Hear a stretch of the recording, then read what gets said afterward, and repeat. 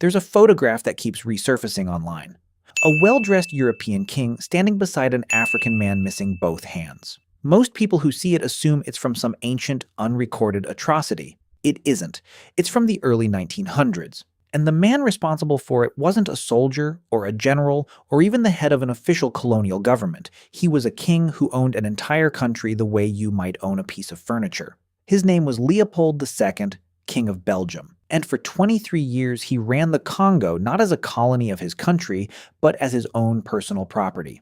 Let's be clear about what that actually means. In 1885, European powers carved up Africa at a conference in Berlin, and Leopold walked away with something almost no other ruler in modern history has had. A piece of land 80 times the size of Belgium itself, held not by the Belgian state, but by Leopold personally. He called it the Congo Free State. There was nothing free about it. Leopold never once set foot in the territory he claimed to rule. He ran it entirely for profit, first through ivory, then through something the industrial world suddenly couldn't get enough of: rubber. And to extract that rubber as fast and as cheaply as possible, Leopold's administration imposed brutal quotas on Congolese villages. Every village was required to harvest a set amount of rubber. Fail to meet it, and the punishment wasn't a fine. It was mutilation. Soldiers working for Leopold's private police force, the Force Publique, were ordered to prove they weren't wasting ammunition on hunting instead of enforcing quotas. Their proof was gruesome. They were required to bring back a severed hand for every bullet fired, which meant hands were cut from the living as well as the dead, sometimes from children, as a way to meet a body count that had nothing to do with punishment and everything to do with paperwork.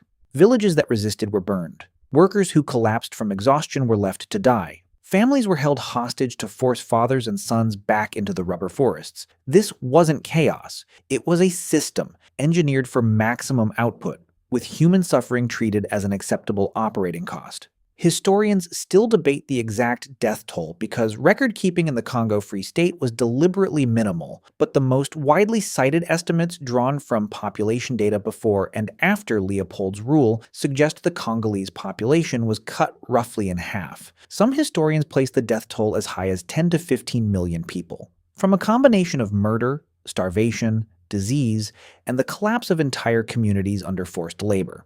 Eventually, international pressure, driven by journalists and missionaries who smuggled out photographs just like the one you may have seen online, forced Belgium to strip Leopold of his personal ownership in 1908.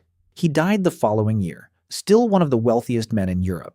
So why does a name responsible for millions of deaths remain so unfamiliar to so many people, while other 20th century atrocities are taught in classrooms around the world?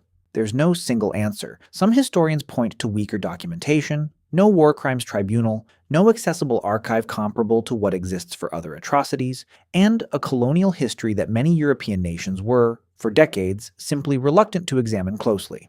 What's not in question is the historical record itself, the photographs, the population data, the testimony collected by investigators sent to the Congo in the early 1900s.